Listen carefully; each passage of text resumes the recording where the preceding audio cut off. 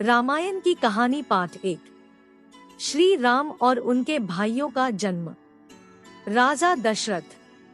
त्रेता युग में सूर्यवंश में राजा इक्ष्वाकु, दिलीप, भगीरथ, रघु और राजा हरिश्चंद्र जैसे प्रतापी राजाओं के बाद राजा दशरथ हुए। राजा दशरथ बड़े ही पराक्रमी और प्रतापी राजा थे। तीनों लोकों में उनकी कीर्ति विद्यमान थी। देवराज इंद्र उनके मित्र थे तथा उन्होंने देव और असुरों के संग्राम में देवराज इंद्र के साथ मिलकर युद्ध किया था। राजा दशरथ का साम्राज्य दिन दुगनी रात चौगुनी उन्नति पर था, लेकिन उन्हें केवल एक ही चिंता सताए जा रही थी कि उनके बाद उनके वंश का क्या होगा। राजा दशरथ की 3 पत्नियां थी, जिनमें से सबसे बड़ी रानी कौशल्या थी, उनसे छोटी रानी कैकेयी थी तथा सबसे छोटी रानी सुमित्रा थी। 3 पत्नियां होने के बावजूद राजा दशरथ की कोई पुत्र नहीं था जो उनके कुल को आगे बढ़ा सके। इसलिए उन्हें अपने कुल के अंत का डर सताए रहता था। इसी विषय में उन्होंने अपने कुल ऋषि से इस समस्या का समाधान पूछा।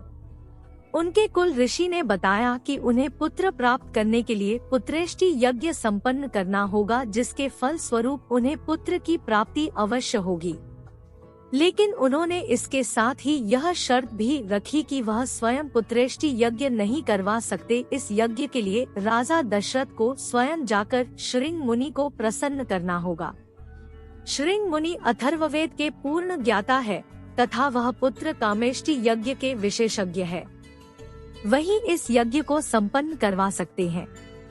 राजा दशरथ पैदल वन में श्रृंग मुनि के पास जाते हैं तथा उनसे आग्रह करते हैं कि संतान सुख के लिए व्याकुल है, कृपया करके मेरी समस्या का समाधान कीजिए। राजा दशरथ की सादगी तथा विनम्र आदर भाव के कारण श्रृंग मुनि प्रसन्न हुए और उन्होंने दशरथ का वचन दिया कि वह उनका पुत्र कामेष्टि यज्ञ करवाएंगे। उसके पश्चात शुभ मुहूर्त देखकर उन्होंने दशरथ का पुत्र कामेष्टि यज्ञ संपन्न करवाया। यज्ञ संपन्न होने के बाद हवन कुंड में से अग्निदेव एक खीर का पात्र लेकर प्रकट हुए और राजा दशरथ से बोले, हे राजन, यह खीर ले जाओ और अपनी तीनों रानियों को बराबर खिला दो, इससे तुम्हें संतान प्राप्ति अवश्य होगी। राजा दशरथ खीर का पात्र ले जाकर रानी कौशल्या तथा रानी कैकेयी को दे देते हैं। रानी कौशल्या तथा रानी कैकेयी अपने अपने पात्र में से एक निवाला सबसे छोटी रानी सुमित्रा को खिला देते हैं, जिसके प्रभाव से कुछ समय बाद राजा दशरथ के घर में एक साथ 4 पुत्रों का जन्म होता है। रानी कौशल्या सबसे बड़े पुत्र राम को जन्म देती है। उसके कुछ ही समय बाद रानी कैकेयी राजा दशरथ के दूसरे पुत्र भरत को जन्म देती है।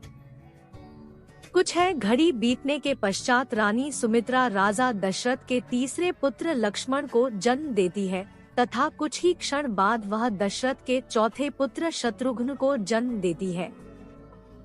और इस प्रकार पृथ्वी पर बढ़े हुए पाप अत्याचार को मिटाने के लिए भगवान नारायण स्वयं राजा दशरथ के पहले पुत्र श्री राम के रूप में जन्म लेते हैं। भगवान विष्णु के राम अवतार का साथ देने के लिए शेषनाग लक्ष्मण के अवतार में जन्म लेते हैं तथा उनके साथ ही भगवान विष्णु के सुदर्शन चक्र भारत के अवतार में जन्म लेते हैं तथा शत्रुघ्न भगवान विष्णु के शंख शैल के अवतार होते हैं। श्री राम, लक्ष्मण, भरत और शत्रुघ्न को 4 पुरुषार्थ का रूप माना गया है, जिसमें श्री राम धर्म का रूप होते हैं तथा भारत मोक्ष का रूप होते हैं। उसके साथ ही लक्ष्मण जी को काम का प्रतीक माना गया है तथा शत्रुघ्न जी को धन का रूप माना गया है।